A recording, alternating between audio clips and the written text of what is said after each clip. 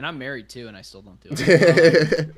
Um, you do that show with that one guy, the Australian dude, right? Yeah. So Hamo got replaced. I took over for Hamo's spot. So it's me, But Jake. that's D Rock though, right? Or whatever his name is. No, no. D Rock, I've just talked to in Spaces on Twitter. Oh, okay, okay, I do a show gotcha. with Fallen Founder and Kevin Salute. I don't know if you know them, but they. I don't. I know John. John Mhm. and I talk. John and I bond over our Kevin Durant hates us.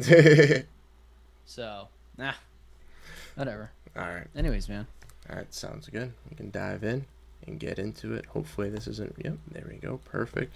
Welcome, everybody, to another live stream here on Suns Digest. I'm Bruce Velez, and I'm very excited today to bring you guys this Suns content as we have a very exciting offseason, as you guys already know. And we have a fantastic guest to break down the Phoenix Suns with us. One of the hosts on Locked On Suns and the host of the Ben Garcia Show on YouTube, credentialed media member Ben Garcia. Thank you so much for joining the show today, and how are you doing, my guy? I'm good, man. I won't be doing as good if Dave Fizdale is eventually the head coach of the Phoenix Suns. I guess we can get to that in just a second. But man, if you were starting to worry about Jordan not getting the job, you should start praying the guy gets the job over Dave Fizdale. So I'm all right. I'm good for right now, but just ready to dive into it, man. Yeah, I'm excited to dive into it. And I think you kind of really hit it off on the first note. I think diving into this head coaching search is the key part for the Phoenix Suns, as that's been, the main focal point, the thing that we've been hearing the news about over these last couple of weeks. And you mentioned David Fizdale. His name just dropped today, and I think it's really weird with the Phoenix Suns. I know Gambo did his best to report, obviously, the first three names, and then he said no Sean Sweeney, and then Sean Sweeney was brought in and stuff like that. I know there's some complications like that, but it just, I feel like increasingly difficult as a Suns fan to just see a new name or a new name just keep getting added and added on as the search continues on, because I feel like this was kind of the concrete thing that we all wanted to feel confident in. Yeah, man. You know what I would say to that is with the entire coaching carousel, it was four guys, right? It was Mm-hmm. originally, well, I guess it was originally Bryant, Quinn, and Jordan Knott. Like those were the three for sure. Then Gambo was working on a fourth name. Ended up being Sean Sweeney, and everyone was a little frustrated because of the Jordan Knott thing. And then out of nowhere, Dave Fizdale got brought into I guess the coaching carousel, if you will. I'm gonna be honest with you. I have a really, and I don't have any sourcing on this. I'm not trying to be the person that acts like they have a ton of sourcing. I'm not Evan Sidery. I'm not making up things. What I would say is, I have a strong feeling now that Dave Fizdale is going to get this job, and I'm not excited for that because why didn't they say this 2 days ago? There's people who oftentimes think they know the media but actually don't, and they try to talk about, oh, the media does this, the media, like, there's a reason that things get out. Things get out if people want it out. There's a reason why they let Dave Fizdale leak on a Friday news dump where no one's going to be able to talk about it on Saturday and Sunday because everyone's off. And it leads me to believe, oh my God, are they trying to gear up everyone for the weekend to hire this guy? And then it was the Mark Spears post of key players have the support of that being Dave Fizdale. And it's like, why don't you just say Devin Booker? Like, what the hell do I care if Kevin Durant wants Dave Fizdale or, God forbid, Bradley Beal or even to a worse extent, Grayson Allen or Colin Gillespie? Key players is key player, and it's Devin Booker. And I've seen the Dave Fizdale train go through before. It don't look great. So I'm a little worried now about the Suns coaching search, where a couple of days ago, even when people were complaining about Jordan Knott, and I wasn't one of those people, I was like, man, this is a pretty good list of coaching candidates. Johnny Bryant, who I love, Jordan Knott, who I think is more than qualified for the job. I don't really care about the Michigan State connection. It's not like Brian Gregory, who wasn't qualified for the job. Chris Quinn or Sean Sweeney, any one of those guys could get the job. Now, I'd prefer the other three guys over Jordan Knott or even Dave Bliss, but all of those candidates are good. You throw this wrinkle in there, that starts to worry me a bit, man. Yeah, it definitely starts to worry me as well. And like I think you mentioned, it kind of just being as like the late news dump, kind of the media try to like, I guess, not put it out with the main cast of stuff, really does outline it as I think like a bigger issue. Because I also noticed from your guys' show, I know you and Brendan talked about it with the Dwayne Rankin report as well, talking about how Fizdale got on the staff. And it was because of Budenholzer not wanting or not being able to get some assistant coaches that he was able wanting or wanted to obtain. And Fizdale was kind of doing the team a favor, I guess, per se, kind of coming back and helping them out. And the main thing they've also been beating this whole entire time as well is change, right? That there's going to be change coming. And we were all kind of appalled with that with the Brian Gregory hiring, regardless if we felt he's qualified or not. Even with that not being like a big change of like an outside hire, I know a lot of Suns fans were, I guess, very skeptical or still are skeptical with the Brian Gregory hiring. And I feel like if they also did that with David Fizdale and brought in that head coach, that kind of same resonance would also be there, even maybe a little bit more stinging than that Jordan Ott hire, like you kind of mentioned, even though they have that Michigan State kind of connection. I feel like that isn't as a big of a deal as maybe some of the Suns fans are making it out to be. Well, like even with Brian Gregory, everyone had the right to be pissed because, dude, I went into that press conference with Brendan and was like, all right, let this guy sell me. He's a salesman, right? Sell me. I haven't been to many press conferences. I've only been in this business for like 10 years, and I've only been going to press conferences for like the last 2 or 3. That was easily the worst press conference I've ever been in.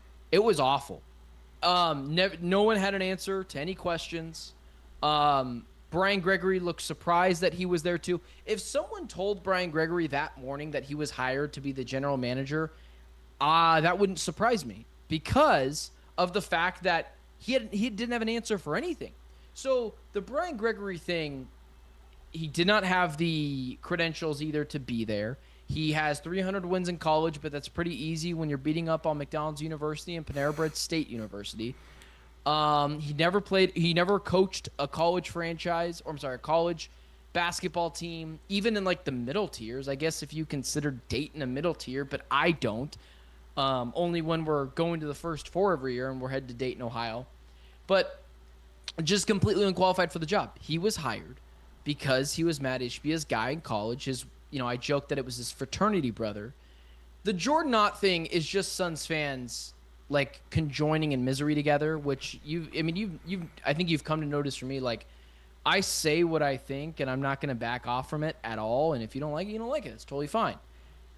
Suns fans are like grieving together and trying to find a reason to have like woe is me more with things like this coaching candidacy with Jordan Ott. And I'm like, guys, he's more than qualified to be here. I really like Kenny Atkinson. I guess we can get into that in a second of why I also like Johnny Bryant. And if you're telling me Jordan Ott, was under the Lakers head coaching or head coach, I think it was hands in his pocket man. What's his name? Darvin Ham. Darvin Ham. He was under Darvin Ham, who when Darvin Ham was hired was seen as a mature hire, although that didn't work out very well, even though he did get to a Western Conference Finals. And then as well with Kenny Atkinson, who I really respect. I really liked that. I think he's more than capable for this job, whereas Brian Gregory, he had no merit to him. Literally none. And so I don't want Jordan not to get the job over the other 4 candidates, and it would raise an eyebrow if he did. But I'm not going to be able to pull the same card of like, he's not qualified for that position. Brian Gregory was not. Jordan Ott is. I just don't know how you would pick him over Johnny Bryant, who's literally ahead of him at the same team. So you would think if they're talking to Kenny Atkinson is giving a better review of Bryant than he is Ott because that's his right-hand man. Yeah, and I think you mentioned that as well with Brendan on your guys' show on Locked On, like the fact that Johnny Bryant obviously is ahead of a guy in Jordan Ott. So kind of going, why would you take the guy that's, I guess, underneath him over that? And I think that was kind of the discussions, like your lead assistants and how you kind of want to see like a lead assistant as well kind of get in. And that's why you're a little bit confident in Johnny Bryant. Personally, for me, I'm a big Chris Quinn guy just because I know the player relations and all that stuff. And I know you also were as well. You know, that was kind of your secondhand guy when Johnny Bryant was kind of thrown out of the ruckus here. But then he was brought back in. So with Johnny Bryant, I know he was an assistant with the Jazz, with the Nets, and with the Cavs, both under Kenny Atkinson. Had a lot of player development with Gordon Hayward, a lot of player development with guys like Donovan Mitchell and Rudy Gobert, but that's all I could really find out about Johnny Bryant. So for like the fans that I guess haven't really gotten that much aside from me, what really speaks out to you about Johnny Bryant kind of more than the other candidates? Yeah, the one thing, and like people, like I don't want to make anything about race because I'm so far past that talking block. But one of the things that like Gambo brought up was in February or March. This is Gambo's reporting. This is me reacting to Gambo's reporting. Was the Suns would potentially want to get a African American head coach because they want to go from old white dude to young black dude, and that is like the complete opposite. They also wanted to go with a younger guy. They also wanted to go with a lead assistant, a first-time coach. These are all complete opposites of what they did with Frank Vogel and Mike Budenholzer. So if they like have that vision, I can be sold on that. Where Johnny Bryant, listen, I would be misled if I didn't think it might be a little bit easier for Johnny Bryant to get along with Devin Booker than Mike Budenholzer would be for Devin Booker for a multitude of reasons. Johnny Bryant, also University of Utah, if I'm not mistaken, he's still the 3-point percentage leader, like record holder over at Utah. He never played in the NBA. He did play overseas. So that's the one thing with Chris Quinn that I do like over Johnny Bryant is like he played in the NBA. No, Chris Quinn was not a very good NBA player, but he still played. He understands it. He was like a mediocre guy.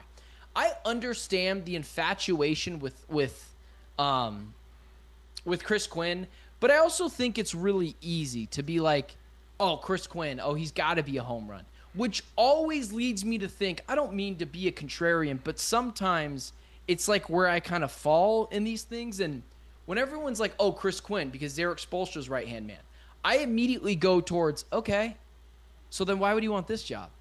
Like, if you have been your whole coaching career, because he's only been with the Heat, if I'm not mistaken, 11 years, and you worked your way up from ball boy, I'm being facetious, all the way up to lead assistant, the top assistant for Eric Spoelstra, why don't you just wait another year? It's not like you're sitting in Milwaukee. Why don't you sit in Miami and have some fun in the aqua blue water and wait for a better coaching job to come available? I know Devin Booker's fun, but this team is in cap hell. They don't have any picks to really deal, and their picks that they do have kind of suck. So that was the thing for me. I was like, why are you rushing to get over here? Why do you? It's like I use this analogy a lot, but I was like, it's like when the pretty girl likes you and you think you're an ugly guy. You're like, why do you want me? Like, it doesn't make any sense. And also, I do think sometimes, like with Popovich, right? Budenholzer was a Popovich disciple. Didn't work out in Atlanta. He won a championship in Milwaukee, but come on. I don't know how much credit we're giving that. I mean, Frank Vogel won a championship with the Lakers. How much credit does he get for that? So Mike Budenholzer, I don't know how much credit he gets for that. It's not like he out-schemed an insane X's and O's head coach. The one issue I had with Monty Williams is that his X's and O's weren't great.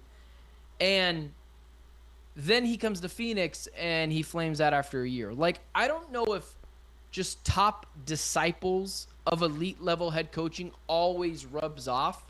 Because if that was the case, everyone would be tripping over themselves to hire Eric Spoelstra's right-hand man. The Lakers could have had him last year, and they said no. I like Chris Quinn. And if the Suns hire him, I will have zero cons about it. But I do look at Johnny Bryant, and I look at his career as an assistant in the NBA. And one of the reasons that really like drives me into Johnny Bryant is before Frank Vogel was hired, I was a big proponent of hire Kenny Atkinson. I really like Kenny Atkinson. Decent success with Brooklyn. Again, assistant coach over with the Warriors. A lot of success over there. Relationship with Kevin Durant. If you want to keep Kevin Durant around, I really like Kenny Atkinson for a multitude of reasons. And so if Kenny Atkinson sees Johnny Bryant and is like, that's my guy,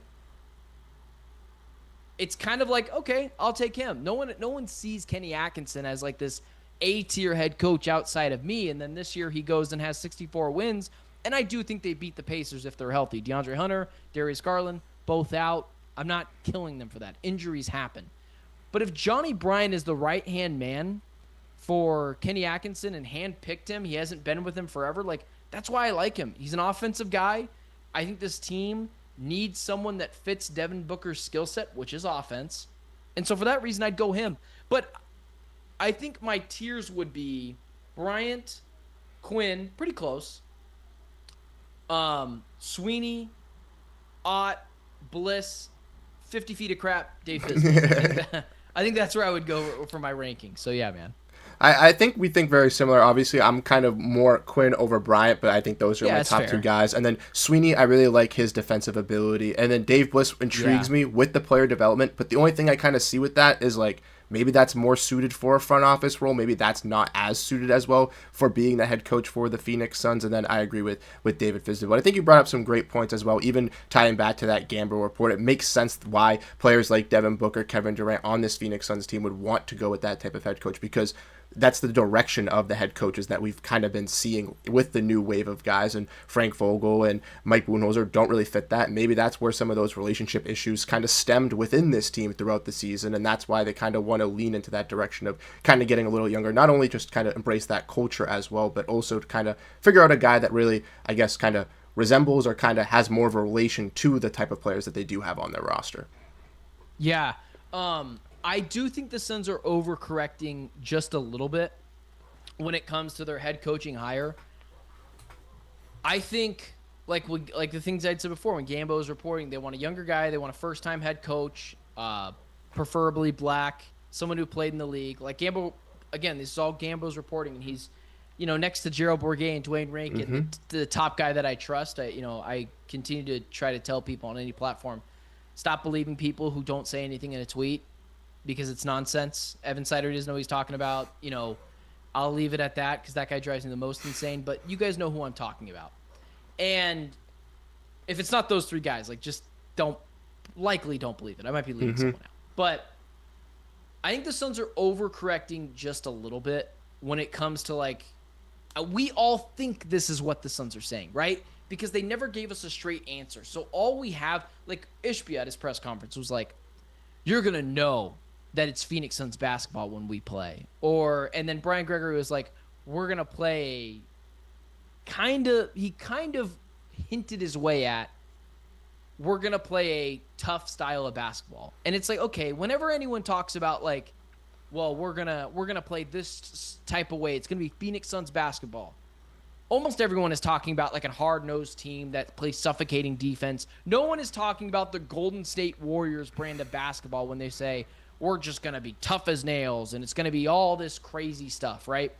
And so unless you're trading Devin Booker, which I don't think they are, and at least for another year, I do think you need to lean into what Devin Booker does well, and it's clearly not defense. Devin, when he is surrounded around Cam and McHale and Ayton at times, but big wings that can help cover up his defensive deficiencies, Booker is an all-NBA type of player.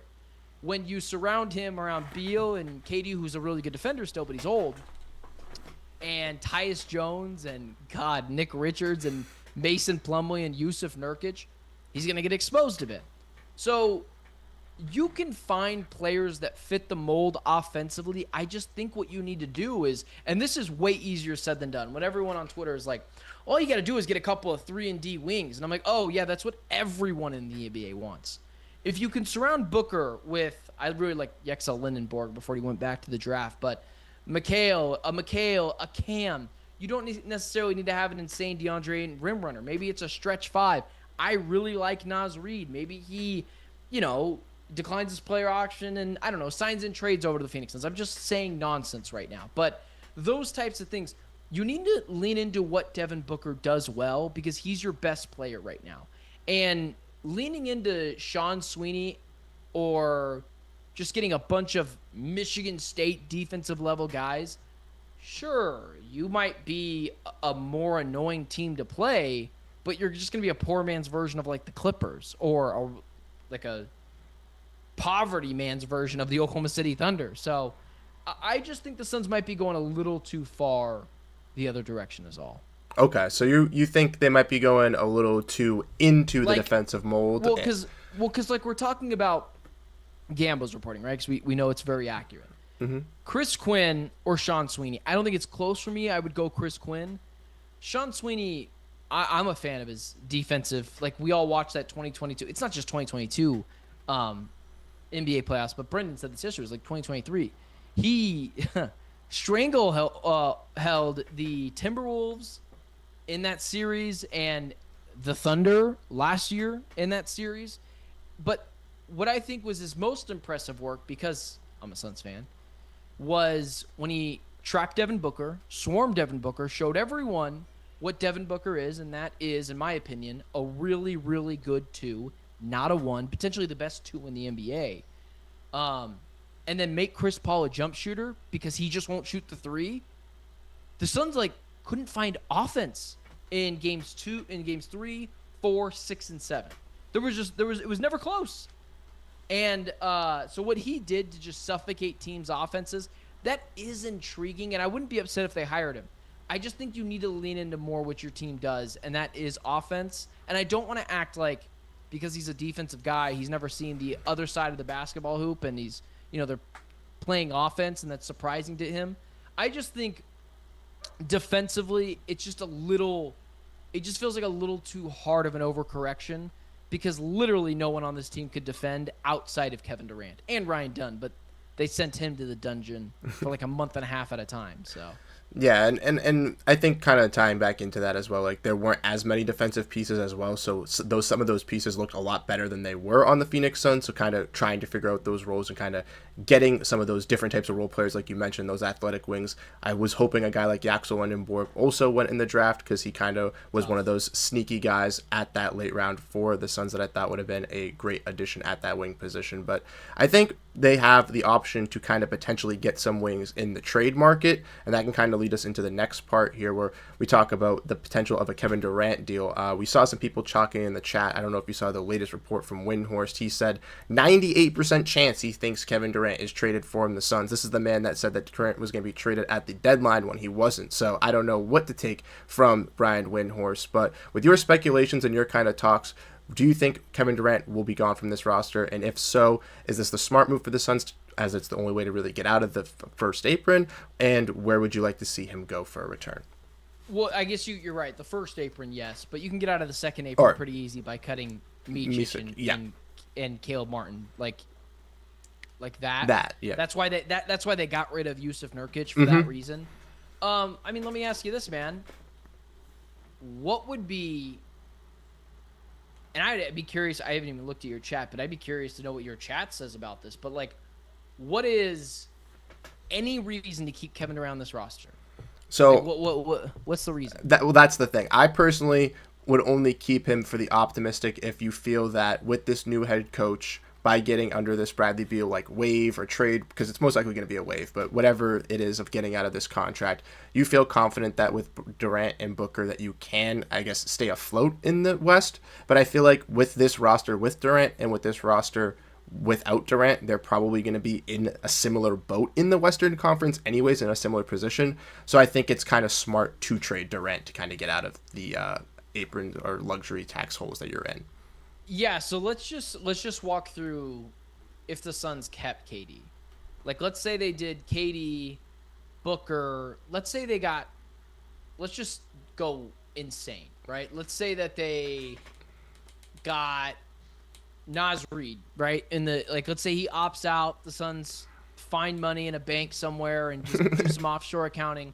Let's say they get Naz Reid, and let's say they add a point guard with the 29th overall pick, someone really good falls. Not Tyrese Halliburton level, because that would contradict my point, but a good, solid point guard. I mean, what are they? Are they the 4 seed? The 5 seed?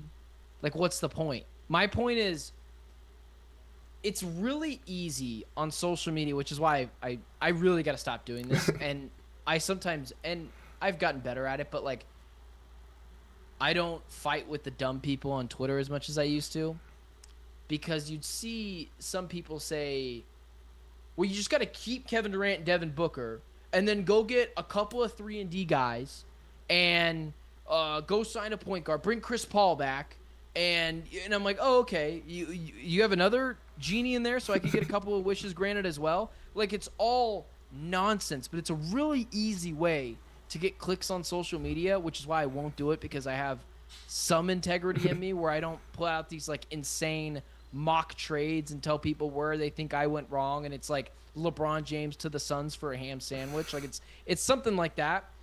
You have to trade Kevin Durant. Like, you literally have to. Even if the only way you're running it back with Kevin Durant, the literal only way you'd run it back with KD is if the offers were so bad, and I'm starting to believe that that's not the case anymore, that you just hold on to him, pray he's like elite level again next year, which I think he will be. He's not going to fall off a cliff. His game is not going to fall off a cliff ever. He might become worse, but he's not going to fall off a cliff. And you trade him at the deadline and hope you can trade him away for a team that is desperate and gives you more than you would have gotten in the offseason. But that's the only way you're keeping him. Other than that, it's like, it's just stupid. Why, like, you... I'm the type of person where, like, I hate the stupid nicknames. Like, I don't do the 36 unbothered thing. I think it's dumb. But, like, if Book and Katie want to do it, cool. And so, like, when people post to, like, 36 is gonna show the world who they are next year. Like, they had 2 seasons to do that. 3, what do I say? 2.5, I guess I should say. And they have 6 playoff wins to show for it in 3 seasons. Not great. All of them came in the first season. And so you have to move KD, man. And I think there's a good argument to be made you need to move Devin Booker. I'm not there yet. I'm willing to listen to the whack jobs, like I call them whack jobs. This one I'm joking on, but your buddy D-Rock, who will talk to in Twitter Spaces sometimes.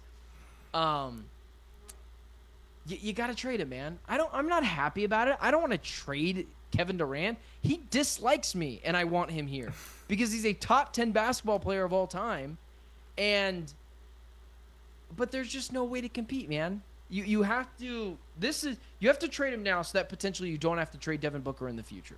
Let's say you do get an Eason and a Smith, and these are just per my conversations with other people who cover the teams. I'm not talking to agents. So take my sourcing with a grain of salt. I don't want to be a reporter. I don't want to be a newsbreaker. I'm not interested in being a newsbreaker, but from what I've heard with like other people in our company, Locked On Spurs, Locked On Rockets, it's like Locked On Heat. Some of these teams, some of these hosts who cover the teams are willing to give up like a ridiculous amount for Kevin Durant. Now, a ridiculous amount to what I think. I think in our mock trade, we were able to get Kaleo Ware and Andrew Wiggins and Duncan Robinson and an unprotected first, I think, in 2030, and a couple of pick swaps. Dude, that is a heist if they get that for Kevin Durant. And then the Rockets, they wanted to give us Jabari Smith, the 10 pick, Jalen Green, and I think it was Dylan Brooks. I think it was that. And it's like, what? I won't take any trade with Jalen Green in it, but the money just has to work there. So there's trades to be made, and I think the Timberwolves are especially interesting, where like you might be able to get picks and players. Keep yourself competitive for next year, but also get picks for the long run, which is why I continue to tell people if the Suns make the right moves, they're not that far away from competing again. It's probably 2 seasons of crap, but in that 3rd season, I do think they can be championship contenders. You just got to do things correctly. Things change quickly, man. Yeah, I would agree with that last point where you made the Suns kind of being in that contender spot in like 2 to 3 seasons. I do think that if you are able to move off Kevin Durant, and not only added to the fact that they kind of need roster spots as well. You mentioned that they're most likely will be waiving Martin and Micic to get under that first apron, but then once again, they only have 7 or 8 guys. So doing a Durant trade will also allow you to kind of break up that salary a little bit easier for future trades too, if you want to go get another star. But not only do that, but kind of just give you more bodies out there on the floor, even with your draft picks. So you're not having to, I guess, scrape the bottom of the barrel in free agency like last year with guys like Mason Plumlee and stuff like that, trying to bring them in and I guess trying to sell those factors for the Suns. And I think you brought up some great teams as well, mentioned with the Kevin Durant stuff. You brought up the Rockets. I know you talked about that in your Locked On show with Brendan. I wrote about the Spurs with the Suns, and I know you guys kind of mentioned them as like an interesting team in one of your guys' videos talking about KD. I think he would be a great fit. And I saw the 2 mock trades for the Heat, and I think the Nuggets were in that video as well. The Nuggets one, Yes. I thought was a very good trade if the Phoenix Suns were able to get it back, because I believe they got Christian Braun and Michael Porter Jr. And I feel like Christian Braun is one of those type of guards who can play alongside Devin Booker and allow him to kind of be off ball and on ball in that kind of pedigree guard where he can bring that defensive side as well. And Porter Jr., even though, he's still a scorer and shooter guy, not mainly like a defensive wing that the Suns really could use, his contract isn't that terrible. And it's I believe 2 years. It's 2 years, yeah. So it would be off the books in 2 seasons, or it could be, again, used in another trade down the line, or he could still be a piece kind of filling in at that power forward position, providing that scoring and shooting a little bit like Durant did, but obviously not at that replicatability of Kevin Durant because he's a top-tier superstar. Yeah, I mean, the Nuggets trade is interesting, and I just want to continue it because I don't want your audience to get it twisted too. Anyone can come in here and say, "Oh, the Suns are getting Christian Braun and Naz Reid and all these insane players." These are not trades that we did. We do a locked on NBA draft where everyone is on the clock, players are available for trades. These are all people that cover the teams more closely than I do with the Suns at times. They are offering us these players. We're not offering them anything. So you would have to take the bad. I don't even consider Michael Porter Jr. that bad of a contract, man. He can still shoot the ball effectively, and there's 2 years left. And when did I just say I think the Suns can compete if they do things right? 2 years. So you got to have someone on the books, right? I forgot who it was on the Nuggets who's got a really bad contract. Is it Zeke Naji, the center? Zeke Naji. Yep. Zeke Naji. That's who it was. He's got 3 years. I think it's $40 million. It's not a great contract at all. But if I can get Christian Braun back, then you're talking about a roster that you can field next year as your starting lineup where figure out the point guard later. But Devin Booker, Christian Brown, Ryan Dunn, and Nick Richards. If you could close games with a roster, like last year you're talking about the team's really small. Michael Porter Jr. is not a small guy. Nick Richards is a 7-footer. Devin Booker he's small. But Christian Braun, Ryan Dunn are big dudes. So you're talking about a roster you got really small and you get really big. And yes, I do believe that team with the right head coach can be the 6th seed in the West next year. Things change every year. The Suns don't have to win potentially 50 games next year. Could be different. And so it's why I say if the Suns nail this Kevin Durant trade and nail their 29th overall pick, get another Ryan Dunn, which they have shown the tendency of being able to do, they can compete and be competent next year and be fun to watch. They're not going to be championship contenders. Hell, they're not going to be Western Conference semifinals contenders. But can they get in the playoffs and take a team 6 games? Yeah, of course they could. And then the next year, they just get a little bit better. You add another draft pick. And then at that point, you have all this money freed up. And who the hell doesn't want to be in Phoenix during the wintertime? I don't know who the potential free agent candidates are, but you think everyone's going to want to pay the supermax for some players? Because I disagree wholeheartedly. And Phoenix is always going to be a destination where people want to be. So that's where I would go with it, man. Not to mention the niceness of the weather, but also Matt Ishbia having those big pockets and wanting to shell out that money as well, I think is another key point of why they're going to be able to attract those marquee free agents. I know personally I'd love to be in the Valley in December and instead of Massachusetts in the freezing cold, so I can tell you that those players making $50 million are also kind of feeling that as well. Are you all the way in Massachusetts? Yeah. Goodness gracious, man. At some point I'll have to come. At some point you'll have to invite me on to Celtics Digest and we can debate Jason Tatum. Yeah, we can definitely have some fun with that. But I think the Suns are in a better spot than people give them credit for. I mean, listen, they don't have any picks. Give it 2 years. Then they'll be able to have picks down the line that they can trade. They'll always be a destination that people want to come to. They have shown the ability to draft players effectively outside of the Tyrese Halliburton issues, which, like, 15 other teams didn't draft Tyrese Halliburton. It's not just us. Like, and also, like, we didn't have Tyrese Halliburton and then trade him away. Like, other franchises have it worse at some extent. Like, this team will get it figured out. But just right now, man, the pearl clutching because everything for the Suns is bad. Like, dude, we still live in Phoenix. We have an owner that will spend money. Now he's got to figure it out. I have been defending Matt Ishbia up until the Gregory thing, and I can't do it anymore. So, you know, he's used up all of his goodwill. But, yeah, man, they're in a better place than people give him credit for. And if they were a playoff team next year, I wouldn't be surprised. Because I do think Devin Booker in the regular season is awesome. Playoffs, I don't think he could be the number one, just like I don't think Jason Tatum can be. But it's all about just a collection of talent that you can have. No, I'd agree. I think that the Suns kind of put themselves in a position where they fall kind of in that late playoff, early play-in situation kind of next season at their best, depending on how they can retool their roster. And I definitely could see them, you know, back in the playoffs or, you know, at least giving us competitive games at the 7-8 spot instead of games where they're blown out by the third quarter and everyone is just sick of the game before and willing to turn it off before it has even finished. Oh man, try covering that team. I'm at every single game, and I'm like, all right, I'm gonna go get a hot dog, guys. You know, there'd be a point where like I'd be like 5 minutes late to my seat, and I'd joke with Brendan, and I'd be like, hey, listen, man, we don't even need to watch the game. We could just say this: they're too old, they can't play defense. One of the big three is injured, and Mike Budenholzer, we're not sure if he's gonna keep his job. But like, we could literally just do that for the end of the show. We don't even have to watch the game. We just know that that's going to be the case. So, like, and also, like, I don't really have a ton of regrets. Like, it is what it is. The Suns traded for Kevin Durant. I'm not going to do this hindsight's 2020 or, you know, everyone was happy that Kevin Durant was here. Literally everyone. The Suns went and got Bradley Beal. Legitimately everyone. I was with my wife, and I was like, we just traded for my favorite player that's not on the Phoenix Suns.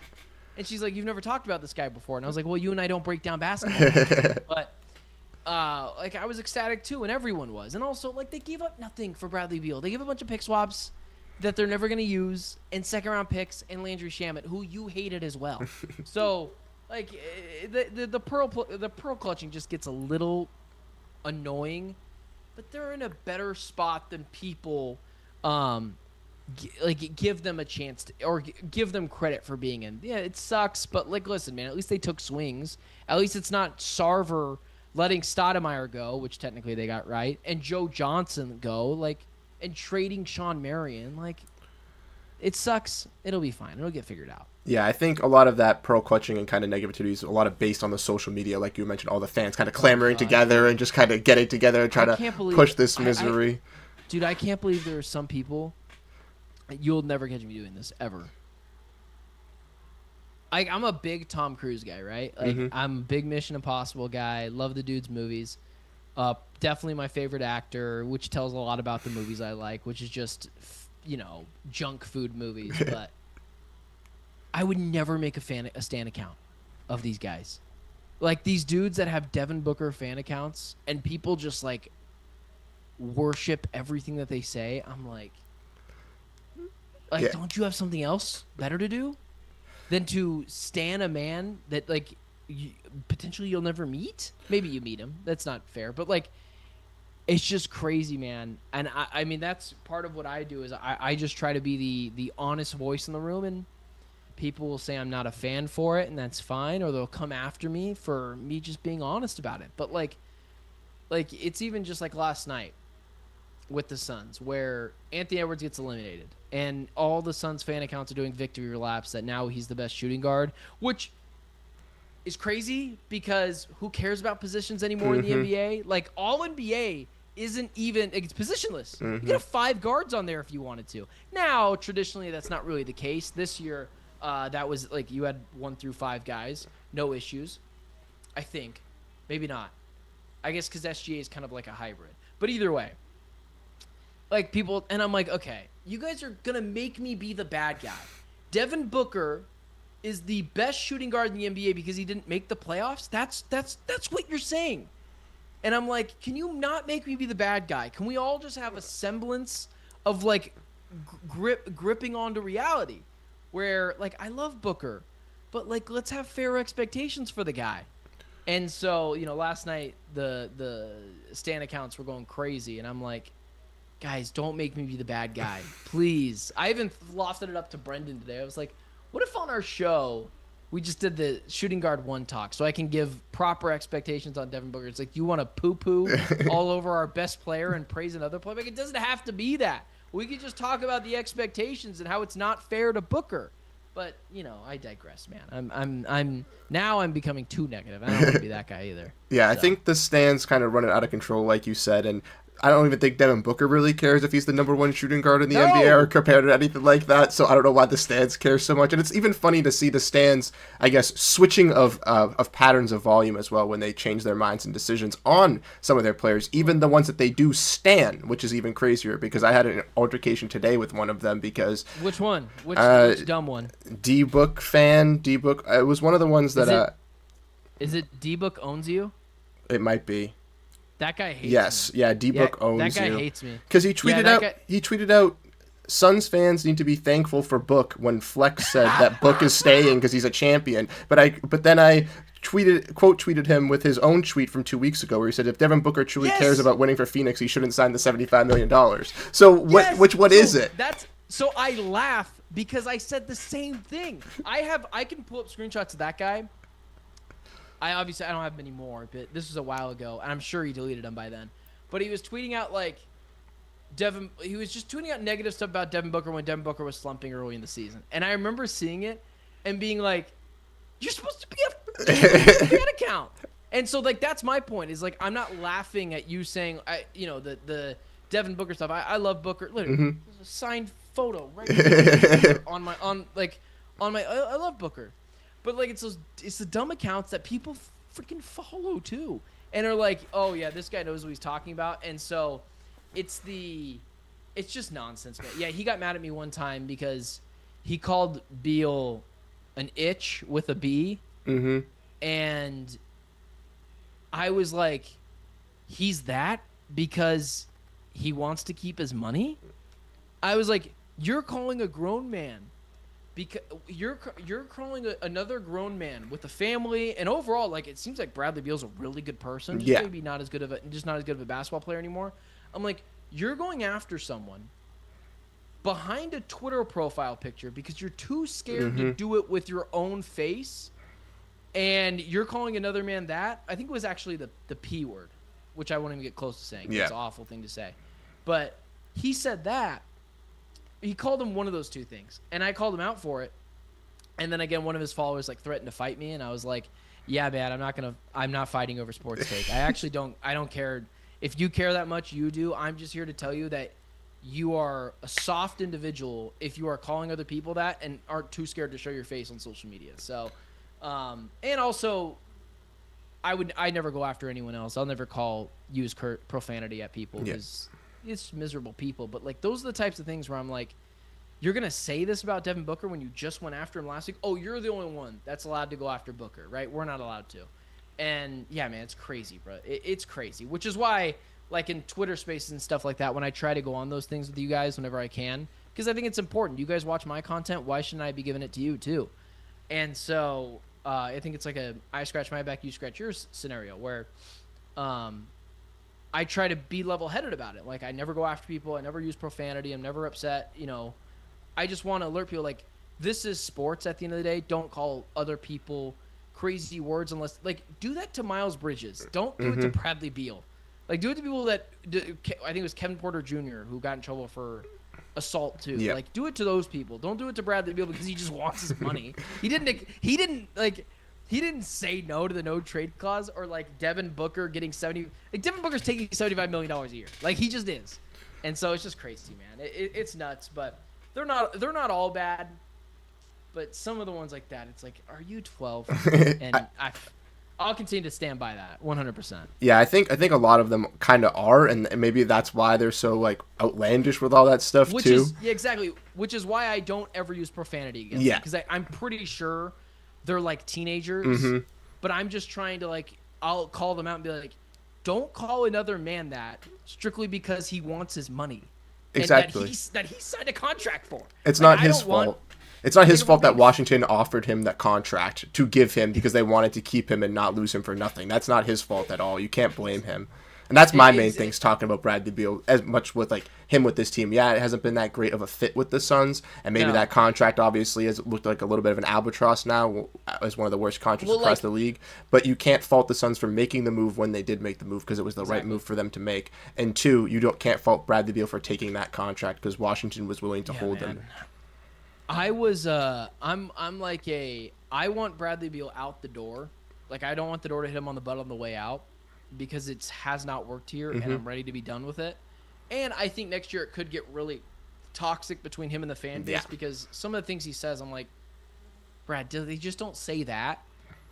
But I will always stand up for a guy that's just getting a check, and I've met his wife, really nice woman, cute kids, like seems like a family man, a religious man too. Like, don't call that person that word when there are perfectly good people you could call that too, like Miles Bridges or, I think it's Kevin Porter. Yeah, Kevin Porter Jr., yeah. I was going to say, I don't want to accuse someone of something they didn't do, but I know Miles Bridges is not a great individual. Or, like, don't do it to those guys just because they're not playing well for you. I think it's really soft. Yeah, I would agree with that take. And like you mentioned, I think with Bradley Beal, it got a little bit too extreme last season as well with some of the stuff that was being said. And I think that could cause some turmoil going into this season if he is still here. So I think that's kind of why the Suns are kind of looking best maybe to move off of him or to try to figure out the best situation for him. But if he is gone with the Suns, I still wish him the best and hope that he can succeed because I feel like in a role where also he's in like kind of similar one that we were talking about, Devin Booker, kind of blanketed by those defenders and having that, he could be a better version of what he has been on this Phoenix Suns team if he could stay healthy. I agree, man. I would agree with a lot of the things that you would say.